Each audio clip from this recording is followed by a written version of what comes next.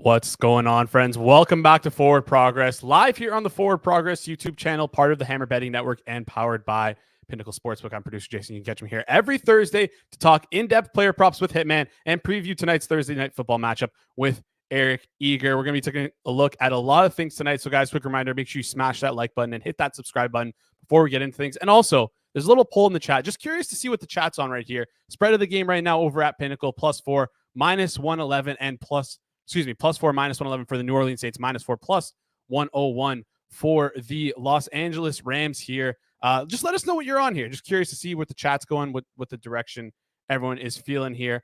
And then I guess, yeah, let's just get right into it here. Going to let some people flood in, but before we get into things, want to give everyone a quick shout out and a quick reminder that one of our sponsors here over at Forward Progress is Pinnacle. Pinnacle is the world's sharpest sports book, offering competitive odds for 25 years. We love to preach line shopping on this channel.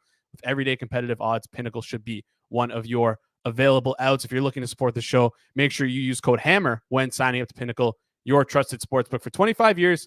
Bet smart, bet Pinnacle. Must be 19 plus in Ontario. Please play responsibly. And not available in the U.S., guys. We got a little bit of a different schedule here today. We got Eric joining us here for the first slot, Hitman coming in for the second slot. Don't worry. I'm looking at all your chats. Every time you drop a message in the chat, I'll star it. If you have any questions for Hitman props-wise, please feel free to drop them in the chat below. Without further ado, let's bring on Eric Eager. You can catch him 3 times a week on the Sumer Sports Show alongside Thomas Dimitrov. You can also catch him right here on the Wednesday and Thursday show on Forward Progress. We usually see Hitman in his car, but today, Eric joins us from his car. Eric, how's it going today? Jason, things are going well. I can't wait to watch Derek Carr play football. It's a privilege for all of us to behold. But it's fun. I've missed the last 2 Wednesday Forward Progress shows because of travel and work. So I'm just happy to be back on talking to you about football. Yeah, we appreciate you coming on. We appreciate you putting that in-car Wi-Fi to good use here for us. And for those who don't know and can't see, obviously Eric is not driving right now. He's in that passenger seat. We appreciate that, Eric. I always want to preach safety here. I actually got a great treat waking up this morning, checked my inbox, and I saw a little email from Sumer Sports. The Sumer Sports newsletter went out a little bit early this week. A lot of playoff implications riding on this game here. That's one of my favorite things to view, especially coming down the stretch here, is that little chart that you guys put out there talking about playoff implications. Heading into this game, Saints and Rams are both 7-7 here, but the Saints have a chance to jump up to 64.8% to make the playoffs here with a win over the Rams. And then the Rams, if they win this game, they're looking like a coin flip to make the playoffs here. A lot of playoff implications here. And I know you want to talk about the New Orleans Saints, but I just want to start off with the Rams here, right? So because the Rams are right now, they're favored, right? They're -188, 190 on the money line here. So chances are they're going to win this game. Bump their chances up to win to around a coin flip. I'm just curious what your thoughts are if the Rams were to make the playoffs here. Like, who do you see them playing? Like, how do you see them playing against their round 1 opponent here? Right now, it looks like it's going to be the Lions, the Cowboys, or the Eagles. Is there any team you think, if you're the Rams, you'd rather play over the other two? Yeah, so when you look at this, by the way, the look ahead for this game, I believe, was -102, or at least that was a number that I was able to get a little bit ago on Rams, and obviously it's shot up to about -190 or so, and -3.5, -4, depending upon the marketplace. So this is a situation where even after watching these two teams play over the past few weeks, the Rams have been very impressive. Going into the year, the whole discussion was, they have Donald, they have Cooper Kupp, they have Stafford, they have McVay, they have really elite pieces on that Rams team, but their depth chart. I mean, the average person couldn't name 2 or 3 players on that defense going into the year, but they've done such a tremendous job. The offensive line has hung together a little bit, and Stafford, who was ineffective and injured for much of last year, we've seen him back to his regular form. They host Saints tonight. They go to the Giants and then go to San Francisco. There's a chance that San Francisco has very little to play for. But if you're rooting for the Rams, you're also rooting for the Ravens on Monday night. Or sorry, the Niners on Monday night against the Ravens, so that they could possibly have the 1 seed wrapped up and you could have that game. That's the one piece, Jason, that's keeping the Rams from being like above a coin flip to make the playoffs. Is just their schedule is much harder in these two games against decent teams than maybe Minnesota, for example, or other teams like Green Bay. So if they do make the playoffs, though, right, and you know, let's say Stafford goes back to Detroit for a playoff game in the 3-6 or 2-7 game, you know, I think that they're very live in that game, Jason. I think that Stafford, you know, with that wiry arm, with Puka Nacua and Cooper Kupp, could really, put some conflict for Detroit. So I think the Rams, if they make the playoffs, are going to be a scary team. Yeah, I agree with you here. And just looking at the last 4 weeks here, I'm just curious your thoughts on this Rams offense here. Because I mean, we talk about that running backs don't really matter that much. Sometimes they do, sometimes they don't. It's really hard thing to determine and quantify here. But I mean, since Kyren Williams has been back in the last 4 games for the Rams, they're top 2 in EPA for top 2 in total EPA, 0.41, 148, excuse me. Top 5 in dropback EPA, 0.221. And then top 2 in rush EPA at 0.05 here for the Rams. They're only behind San Fran, basically, in EPA per play in majority of these categories. And it's not like they've played like easy teams, right? Like they did play the Cardinals and Commanders, but between the Cardinals and the Commanders, they played the Browns and the Ravens, 2 legit defenses here. So what do you make of this Rams offense? Do you think it seems like a Jekyll and Hyde offense this year with the injuries that they have? But now that everyone's healthy, do you think they're like a top 7, top 6, maybe top 5 offense, or is that too pie in the sky for me? Yeah, I mean, I think you've said it. Kyren Williams is really somebody who, you know, it's really hard to ignore. I mean, when you look at Sumersports.com, you go to the ball carrier page on our website. We have a metric called yards created, which is kind of similar to RYOE, but a little bit different in terms of what the features are. Williams is averaging 0.89 yards created per rush. So he's getting almost a yard more than the average running back would behind that offensive line. And the only players ahead of him are Devin Achane, Jalen Warren and Jahmyr Gibbs and Jaleel McLaughlin. And like, they're all kind of a little bit above him. He's been phenomenal, 29.9%. 29.9% of Williams' carries have become first downs, and he's also been a factor in the passing game, which is crazy, right? And anybody that watched Kyren Williams in Notre Dame was kind of like, oh, he was a pretty good back. He might make the NFL, but we did not expect that he'd be one of the best running backs in the entire league, kind of unequivocally here. So what a find for Los Angeles, and he's really stirred the whole drink, right? And Kupp has come back. He's made some plays. He had a deep ball against Washington, but he hasn't really been that consistent. Nakua's been, started the year hot. He's kind of, leveled off a little bit, and then Stafford is playing phenomenal football. So if you want the biggest reasons for why the Rams are where they are, it's Kyren Williams' ability to create on the ground and through the air, and then Matthew Stafford, elevating himself to probably a top 3 position in the NFC in terms of quarterbacks. And you can make a case that he's playing better than any quarterback in this entire conference. Yeah, I fully agree with you there here. And that kind of gets us to you. We talked about Kyren Williams a bit here. That kind of gets us to one of your best bets of the night. I want to get right into it here. One of the bets you're looking at right here is Kyren Williams and his receiving yards total. So why don't you tell us a little bit about that? Yeah, at 10.5 receiving yard, longest reception. I like that for Williams. I think that when you look at this, this game that, the New Orleans Saints, depth defensively isn't the best, and there's a lot of different game scripts, I think, wherein this goes over. Obviously, if the Saints get out ahead, Williams has not been spelled very much as an all-around back, so he'll still be in the game, and he'll get those dump-offs and, had the opportunity to turn one into a big gainer. But also, he's been a passing game focal point at times for this Rams team as well. So he might even get that catch sort of, within the structure of the offense. So I'm a big fan of that. I believe you can get it. Looked at it a little bit back, kind of minus 115 or so for that number. I like Williams' longest reception over 10.5 yards. Yeah, so the over 10.5 yards longest reception, like you said there, minus 115, widely available number. Going to lock that in here over on BetStamp. Reminder, if you're watching the show, you can always track our plays. We track them live on BetStamp along with us. Just look over my head right here. Just type in Forward Progress HQ. You can find all of our plays from this past year, tracked live on there. We track them live throughout the show as we go along here. Eric, I want to give you the floor here because your header, for those who are listening in audio form, says DC 4 years, $150 million. Listen, I know you were, I don't want to say critical of the signing when it happened, but it seems like some people were happy about it, but you were definitely not one of them here. What do you think is the difference between Derek Carr and Jameis Winston? And how much do you think a difference that would make if, let's say, I mean, this is obviously a crazy scenario, but let's say if Jameis Winston started the entire season for the Saints here, do you think they'd be in a better position, worse position, or just a wider range of outcomes for them? Just talk to me a bit about Derek Carr and Jameis Winston here. Yeah, I mean the Saints had a win total of I believe 9.5 going into the year.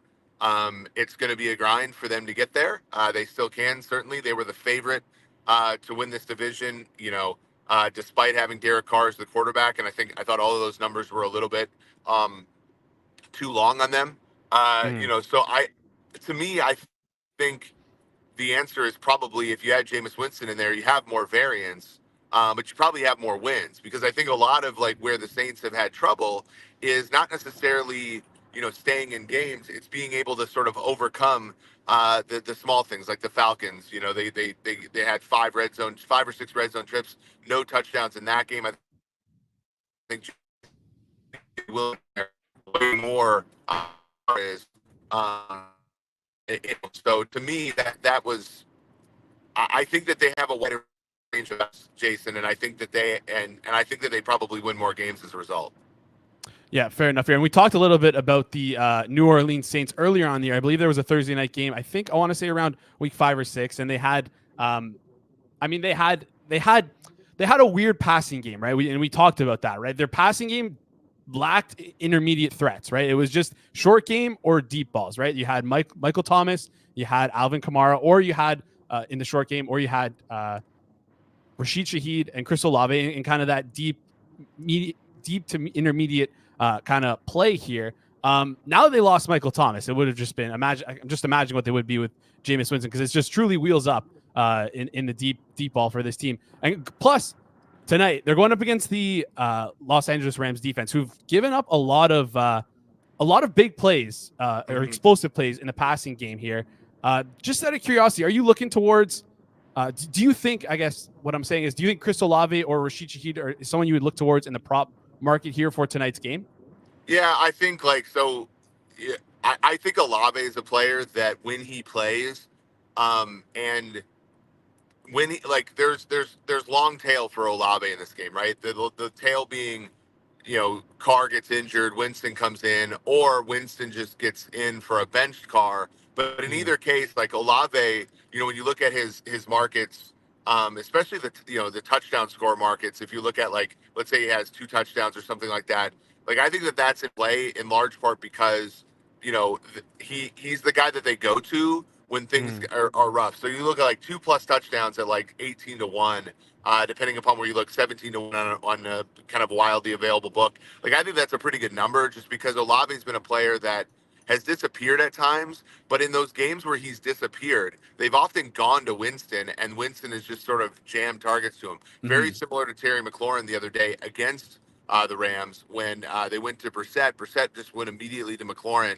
and they found success there. So I think Olave is one where, yeah, he could have a dud of a game coming off an injury, but I think that there's a lot of paths to Olave having a big game, and I've certainly would be on his overs as opposed to his unders. And I think 18-1, as 2 to more touchdowns feels like a solid way to go. All right, I love it. I love it here. And I see your messages in the chat, guys. We're going to save him for Hitman for when he comes on. He's going to be on the show in a couple minutes here. Appreciate you guys dropping down those messages. One more thing before we get into your other best bet here, Eric. I'm just curious. I want to just talk about, because of the implications of the playoffs for this matchup, I just want to talk about the NFC South Division and who might come out as the number 1 seed. Just who you think right now. Who do you think has the best chance to come out as the number 1 seed between, the Bucs and the Saints? We can throw in the Falcons, but to me, the Falcons are kind of dead in the water. And then, kind of similar to the question I asked previously about the Rams, seems like the winner of the NFC South here will probably play one of the Eagles or the Cowboys. Which of those 4 potential matchups here, whether it be Cowboys Bucs, Cowboys Saints, Eagles Bucs, Eagles Saints, which do you think has the highest chance of an upset, and which would you like to see the most? Yeah, I think it's going to be Cowboys. Sorry, Eagles Buccaneers. I think the Buccaneers. So if New Orleans hosts that game, it's going to be indoors. So I think that a place like Dallas, who you've seen struggle outdoors, even Philadelphia, who obviously is an outdoor team, but they want to be on a fast track with Smith and Brown at wide receiver. Like I don't think New Orleans stands much of a chance in the playoffs indoors. But I think with Tampa Bay, obviously you have the possibilities for weather down there. You have the possibility you have the possibilities for non. Yeah, I just think there are weirder things that can happen. In Tampa Mhm. Bay, even though their defense has been injured and struggled, they have their moments, especially in the run the run game defensively at times in that Bulls defense, where if a team like Philadelphia got down there and tried to sort of establish the run against them and didn't have success, then you're leaving it to the variance that is Jalen Hurts' arm, which is usually pretty good, but has been poor the last few weeks. So I do think it's Tampa versus Philly that is going to be the most exciting matchup. In the markets like right now, they make the Bucks a favorite against the field to win that division. Our numbers at Sumer, slightly agree. We're over Mhm. 50% on them as well. But I do think that the only side you can bet right now is New Orleans, and it's basically coming down to the Bucks at home against the Jaguars, probably a banged up Jaguars team, but still not a cupcake. And then you have Saints Bucks, which I think probably will decide the division Yeah. in Tampa Bay. Tampa got the win in New Orleans early in the year, but I think that particular matchup will decide it. In which case, you can just bet that game if you're Yeah. looking to bet the future of that division, as opposed to sort of like trying to tie together all the permutations in the market right now. Yeah, fair enough. You're good advice on that. If you're looking to bet either team to make the division, I mean, like or to win the division, excuse me. I feel like the Bucks are at such a high point. I don't want to say unbettable, but like you said, if you're looking to take the Bucks, just take them in that game. All right, let's get into your other. You have one more bet for us here. Let's get into your other best bet of the night here, Eric. Who you got and why? Yeah, I've been hitting these most of the season, and Oh hopefully yeah. we'll continue here. Um, there you can get this around like plus 100, but let's grade it at like maybe minus 105, which is widely available. But Matthew Stafford not to throw an interception. There's just so many ways in which this can win. Obviously, he can be effective and not throw any interceptions, but we've also seen injury risk with Stafford in the past, which obviously would kill this. I also think if you want to pair this up, one of the things that you do when you handicap interception props is handicap the price of the pass attempts prop, right? That factors in Mhm. obviously to the rate stats. And there is a book right now that has a 35.5 on Stafford, 34.5. I would even play at minus 110 or so, but under passing attempts there. This team has gone Kyron Williams heavy with his rushing prop being at 19.5 or 20.5 carries. I would rather bet the under on Stafford in pass attempts than the Kyron Williams on rushing attempts. Yeah, fair enough here. That makes sense. And the pace of play has been like a real thing I've been struggling with when trying to bet. Look at the total of this game, and I'm going to get into that with Hitman over here in a second here. But before I let you go, Eric, we do this every time we are on the show. Just unofficial prediction for tonight's game. Gun to the head. Right now on Pinnacle, it's -4 plus 101 for the Rams, +4 minus 111 here. Who you got on the spread? Gun to your head. This might just be, the number that the NFC South futures that I'm holding on to. Um, but let's go New Orleans getting the points. I think it's going to be close. I do think Carr, can keep it. Carr and Stafford, will duke it out a little bit. I do think the Saints defense is a little bit better than this point spread it gives rise to. So I don't love it, but I do like Saints getting the points. And if you want a first touchdown prop, let me look here. Make sure he's active for this game. But 30-1 on Jawan Johnson, the tight end for the Saints. Love it, love it. Someone in the chat's already been talking about Jawan Johnson's touchdowns before we got on here. Eric, thank you so much for joining the show today. We appreciate you coming on in the car. Happy holidays and good luck on your bets this week, Eric. Happy holidays, Jason. Enjoy it.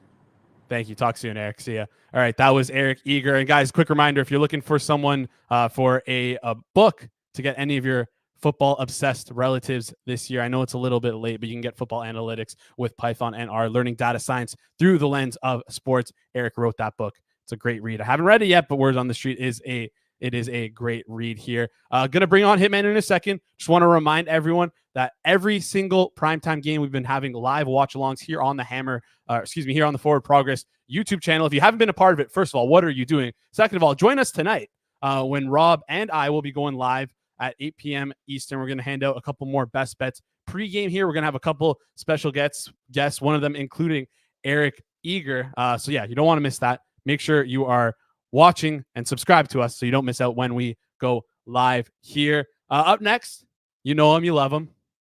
Not the best with his bets, but super good with his leans, but also super good with his bets on this show here. We got professional Hitman, joining the show today. Hitman, how's it going? What's up, guys? How you doing? We're doing well. We're doing well here. Quick reminder to the chat. You know the drill. If you've been here before, drop all your plays, anything you're playing or anything you're considering playing in the comment section down below. Hitman's going to be going through this with us, and we're going to be telling you if you kind of like it or if we don't like it, what we're feeling here. And I want to start off, Hitman, with Eric in the chat brought up this kind of crazy SGP here. He got a 30% boost on this SGP, and I mean, I know parlays aren't always the best, but sometimes you can find these uncorrelated outcomes where you can actually get some pretty good odds on these things. And the first question here from Eric is Jawan Johnson under 20.5 receiving yards parlayed with 2+ touchdowns at an insane price of 750 to 1 here. Just in general, curious what your thoughts are on that here. At 750 to 1, I mean, it's crazy, but those odds are insane. So thoughts? To be honest, if I was to think of a tight end that would make more sense with, it would be with Jimmy Graham. To be honest, I don't hate that. I don't know if there's anything on him where maybe like under whatever his receiving yards. I don't even know if it's out right now. I know his receptions is out there, but maybe if like his receiving yards comes in at like 8.5, but you play him with a touchdown or something, that's probably the guy that I think it would make the most sense with. To be honest, he said Eric in the chat here is saying that price wasn't that great, but I looked at it. I love Eric in the chat. He's super sharp here. Always one of the continuous commenters on the chat here. Let's get into a couple of questions I have before we kind of get into some of these questions. Actually, you know what? No, there's enough questions. We'll get into those here. Danny Roush is asking, he's looking at Kamara and he's looking at his reception market. And honestly, I wasn't looking at that market before I hopped on here, but that seems a little bit low for Alvin Kamara here. His receptions are at 4.5 at -115. Seems like actually it's all over the place. You can find a +100 on the over 4.5 here and a -104 over at Pinnacle on the under 4.5 here. If you have to lean a certain way, Hitman, which one would you be taking on this Kamara reception total? You know, I think it's, I don't have a strong opinion, to be honest, but I think that it's a good live prop. We talk a lot on here about like the way you can take advantage of stuff in live, and like a lot of places, like you can get decent limits on like the live props as well. I think that it's maybe something that if you do see the game script get away from the Saints, what do we know is Derek Carr loves to check down. So I think that it might be something I would probably lean towards the over, because I think that Kamara is very game script dependent, to where if they're losing, Derek Carr is just going to check down a lot again, especially against the zone coverage of the Rams. So just subjectively, I'd probably lean towards the over on that, but it's something I probably end up monitoring more in the live betting, that if they do get down, maybe start looking towards some overs on Kamara. Yeah, and I mean, we've seen drives where late in the game, if they're marching the field, Carr will be willing to just dump off the ball to Kamara, like you mentioned here. Just out of curiosity, if there's a potential chance that Carr gets benched here for Jameis Winston, would you be looking towards Alvin Kamara's unders during the game? Because, I mean, go ahead. He's not going to get benched. Okay, all right. Honestly, it's not even a factor with me. All right, fair enough here. Just have to ask the question just in case here. We got Gary H. Sells, who says he doesn't really bet much props. Well, guess what, Gary? Welcome to the show. I think you're a new chatter here. We appreciate you dropping your questions here. We welcome any kind of better here. You don't have to be super sharp, super square, whatever you want to be. We're here to just learn. Yeah, honestly, Gary, especially like if you're just betting like any 25, 50, 100, few hundred or whatever, probably props are the best thing to focus on. To be honest, it's the bigger edge. And like the thing you get into a props is if you do start wanting to bet bigger and looking to get like thousands down and everything, then it becomes challenging as far as getting accounts and everything to be able to get that type of money down. But if you are a small bettor, which 98% of people are probably betting in 50, 100, few hundred, whatever, honestly, I would focus a lot more on props. We don't judge on unit size here. We do not judge on unit size. Gary's asking, though, he likes Cups over 72.5 receiving yards here. Any thoughts on that price? Let me just pull up the price on that because it seems like it's going to be at -115 I see an over 69.5 minus 115. I assume that's not available anymore. 71.5 minus 121 is probably, or 71.5 around minus 115 is probably the more widely available number here on the over. So just your thoughts on Cooper Kupp over 72 and 71.5 here, excuse me, at minus 115. If I had to play one of the Rams guys over, which is between Cooper Kupp or Puka Nacua, I would look more towards Kupp. Kupp has the better matchup where he plays more in the slot, and there's some specific coverages that the Saints play that favor Kupp more. So I didn't bet any of it. Unfortunately, I'm probably not going to have like an official bet in this game. I haven't bet much. The one or two things I did bet did move pretty aggressively, but if I had to lean towards something, I would lean towards the Kupp over, and I would, instead of looking at Puka Nacua over, if I was to target one of the Rams wide receivers. Hitman, that's okay, because guess what? I prepared for the show. I have a best bet for everyone. So I got you covered on this. I'm going to pitch it to you later on in the show here, but I'm going to run through a couple more questions in the chat if people are going to be dropping them here. And yeah, we'll get to those first, and then we'll cover mine here. I just have a couple questions for you about the Rams offense here. I talked to it a little bit. I talked about, the Rams offense a little bit with Eric Eager here. They're pretty explosive, right? They've been one of the best teams in EPA per play over the last 4 weeks since Kyren Williams has been back here.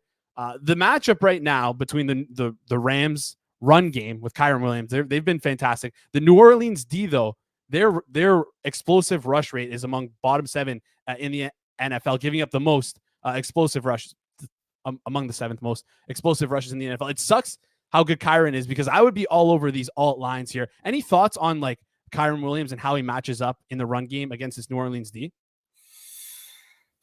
I'll tell you, it's funny because Kyren Williams, like, his line is just getting so high. It's crazy. I messaged you about that before we started. You don't view him as like that. Like, I do think he's a good player. Don't get me wrong, but I still don't view him as like that type of guy that's getting. I know, like, there was concerns with him earlier in the year about him starting to wear down with all the carries.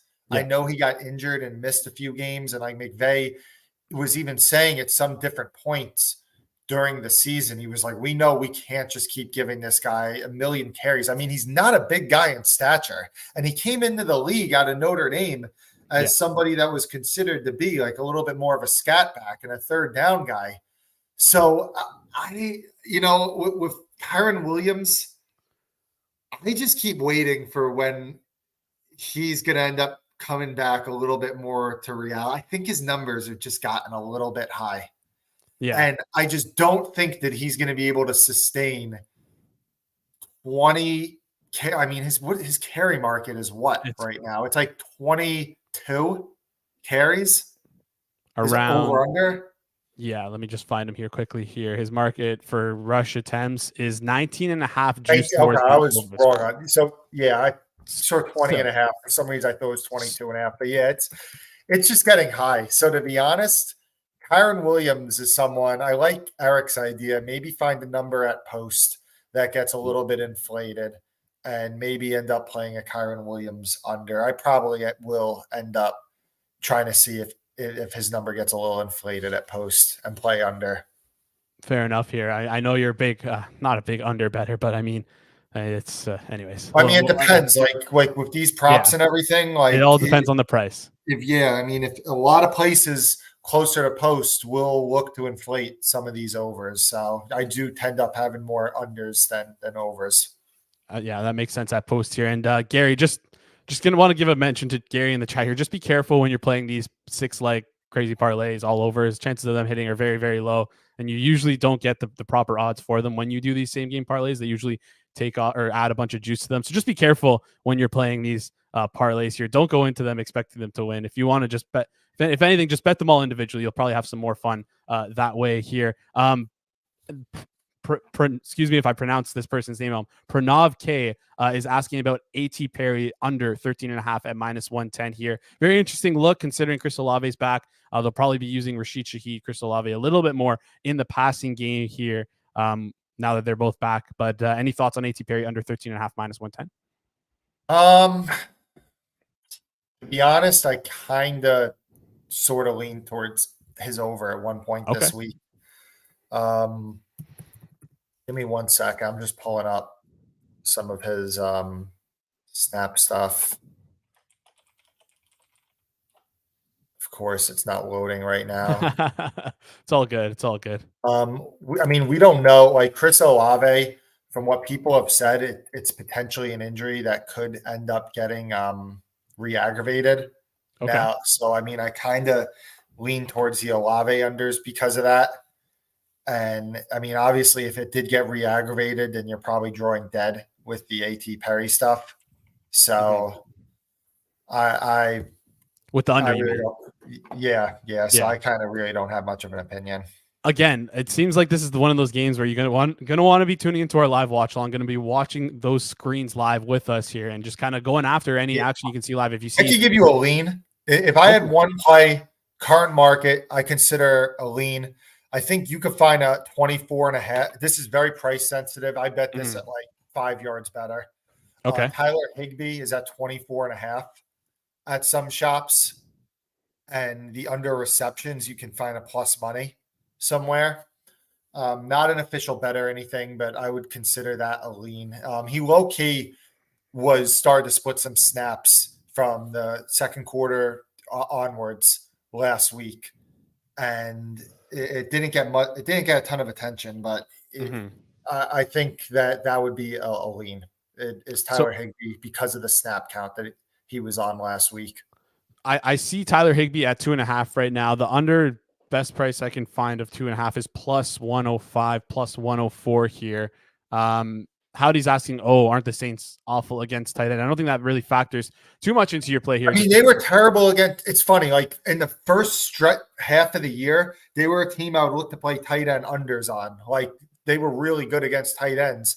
And historically with Dennis Allen, they were very good against tight ends, even going back to last season. And then on a recent stretch, they've been terrible against tight ends. Now, obviously, the recent stretch outweighs the long-term data. Like if I had to look at both and say what's more likely to be the truth, the recent stretch is probably the one I would lean towards. But it's really just it's just Higbee with the snaps he's been playing. If it ends up becoming a long-term trend, then it has some value. But again, it's not even strong enough for me to call an official play because the number got beat up a little bit. But that would be a lean. If there was one bet on the board right now, just want to make a forced play, that would be it. It's okay here because I have an official play for us on the board for today. Hopefully I can do as well as the Wednesday show here. Eric's been asking in the chat about the under Steam today, and I'm just curious your thoughts on the under here in general here. Just the action we kind of saw in market here. Total opened up at around 44 over at Pinnacle, moved up throughout the week to the 46, has now come back down to like a 40, 45 and a half, 45-ish range, kind of like in between the 45 and 45 and a half here. Just curious your thoughts on one, that market movement, and two, your thoughts on which way you would lean towards for this game here. I know you don't have much of an opinion on this total, but just to quickly paint a picture here, I think both the Rams offense and the New Orleans offense have some good matchups, but the pace of play is what's like kind of killing me and kind of keeping me off anything over related for this game here. So what are your thoughts on this total in general? Just the Rams in general have been a team that I've looked during the season to play more overs on. Ever since Kyron Williams come back, has made a big difference with this offense and the stats that they've been putting up. So just based off that, is that the Rams have been a team I've been looking at play overs with. That would be my thoughts on it. But it never, this total honestly never was a consideration of mine either way with the over or the under. I have a play. I have a teaser that I kind of like. If we could give that out, Jason. Hey man, it's your spot. You can do whatever you want here. You throw it at me. I think that the Colts very well could end up being favored in this game against Atlanta. Michael Pittman shed his red contact jersey in practice today, which means that he's at like the final stage of concussion protocol. So for him to do that on Thursday, it sounds pretty optimistic that we are going to get Pittman in this game. Jonathan Taylor had a full practice on Wednesday. They said that he's really going to push it today and see how he reacts. It's a thumb injury. I mean, I know he's got to be able to display that he can handle the ball and everything, but it does sound kind of optimistic with Jonathan Taylor. This line opened Colts +2.5. Colts were -2.5 at one point. It got bet down off of release, but I do think a lot of that release that bet it down was anticipating that Michael Pittman and Jonathan Taylor were probably going to be out of this game, and Zach Moss as well. So I'm anticipating that we maybe get good injury news for the Colts. They maybe end up flipping to the favorite. So I like the Colts and teasers, and the team that I did tease them with just now was the Pittsburgh Steelers. So make sure if you're teasing that you do get it up to 7.5 on the Colts. Like, you cannot tease to 7. If you tease from 1 to 7, you're fired. You're done. GRP would say you got to take a break. We don't tease to 7. We get it to 7.5. But that's a teaser that I just played, and I like it quite a bit because I do think that there's a possibility that the Colts do end up going off as the 1-point favorite. All right, we're gonna have this play locked in for you post show here, just because we're running out of time here. So make sure you're following us over on BetStamp. You can see it right above my head here, wherever it is. For Hitman's best bet, for his teaser bet, you can follow us here on Forward Progress HQ over at BetStamp, and we will have an official play locked in for you there here. Hitman, I'm gonna ask you to stick around after the show just to confirm the prices on it. It's still hard for me to do in real time here. Let's get back to this game though, because I want to pitch to you my best bet of the game, my best bet of the night here, and I got a little bit of help from my friend George Silfides on the show here. Just asked him what he was looking at, what he was thinking towards, and we were kind of thinking the same things here, right? So we like this New Orleans. We not necessarily like this New Orleans offense, but this New Orleans offense has a very specific style of play. They're not afraid to sling the ball and throw that deep ball here. And on top of that, the Rams have been really, really bad against in the passing game against this deep ball here. They've given up the 8th most yards per catch since week 7, the 8th most yards per catch on the season. And since week 7, they have the 21st EPA per drop back while facing one of the easiest schedules in the league here. I mean, these numbers would probably be higher if Lamar was able to land some of those throws 2 weeks ago. But nevertheless, I'm looking towards something. We're looking towards a longest reception. I know you don't really play this market here, and I was looking towards one of Chris Olave or Rashid Shaheed's over on his longest reception. Chris Olave is priced at 22.5 -110. Rashid Shaheed 17.5, -110 here. But with that news that you just kind of laid on me for Chris Olave and the risk of re-injury, I'm going to go with Rashid Shaheed, lock in his over of 17.5 on longest reception at -110 here. I'm going to lock that in as an official play here. Hitman, what are your thoughts? I know you don't really like to play this long reception market, but what are your thoughts on that play in general? Yeah, I mean, I like the idea of if you're going to do it with somebody, then you're going to do it with Shaheed instead of Olave. As I said, I mean, again, it's not like I have information that Olave's still banged up. I don't, but it's just like reading some of the Twitter doctors and everything. They said that, listen, there's a possibility that this is something that could get re-aggravated. And I know they said it was a low ankle sprain, so that's good. But ankle sprains have been very detrimental to a lot of skill position players. I mean, look at Austin Eckler, how long it's been taking him to recover from, it was a high ankle sprain. But I mean, if you're going to look for an angle to attack, then I like it. It would be Shaheed. All right, that's an official play here from Hitman. Hitman endorses it.